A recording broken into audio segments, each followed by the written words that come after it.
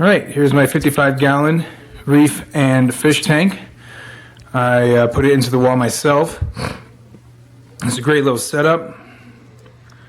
I have over 15 corals, a couple different angels, a goby, a blenny, a couple clowns.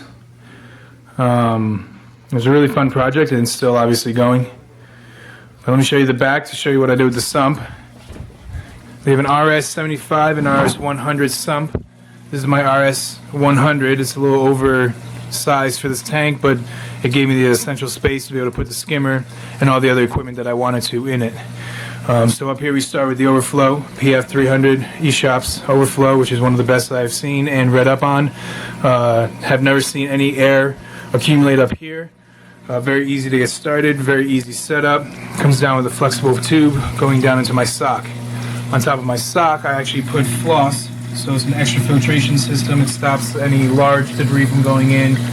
Still, polishes the water a little better going into the sock. Also put my UV light on, UV sterilizer. In here, in the white bag, I have a phosphate remover. This is my ChemiPure. I have a carbon bag in the back, and I have a small bag with bio balls in the back as well, just a little extra spot for the bio to accumulate. Obviously I have my skimmer, modification on the skimmer due to the fact that the air flow creates a much better flow in the Core Life skimmer that I bought. And then it flows into my reserve tank where the 950-gallon sump goes up. Should always put a universal on there, which lets you disconnect the two in case you need to service the pump. Come up to the flow valve. I marked the flow valve so you know exactly where the best flow is, so you're not constantly shifting it back and forth. Then, of course, your check valve, so the water doesn't flow back down in the case of a power outage or the fact that the system shuts off and you won't get a flood. You go over here, this is a float valve. I actually installed a water line coming from my RODI system.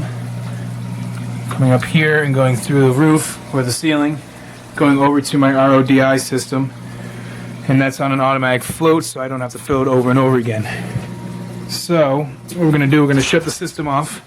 And you can see, this is one of the ways to test to see how much water flows in case of a power outage, because obviously we don't want anything to overflow. And once all the water starts going, the water level comes up just to about here, which is plenty of space, which is only halfway full, about 2/3, in case of a power outage. So always do this test. If you don't do this test, you could potentially have a big problem on your hands with water flowing into your house. Come out back out here, see how much of the water is not there. It's pulled out of the tank from the top, which is much. So fully drained, and the water is now to the sump overflow, and we're overflowing. So I'm going to go ahead and back on. Looking good. So you turn that back. That's then all the water back. Tank.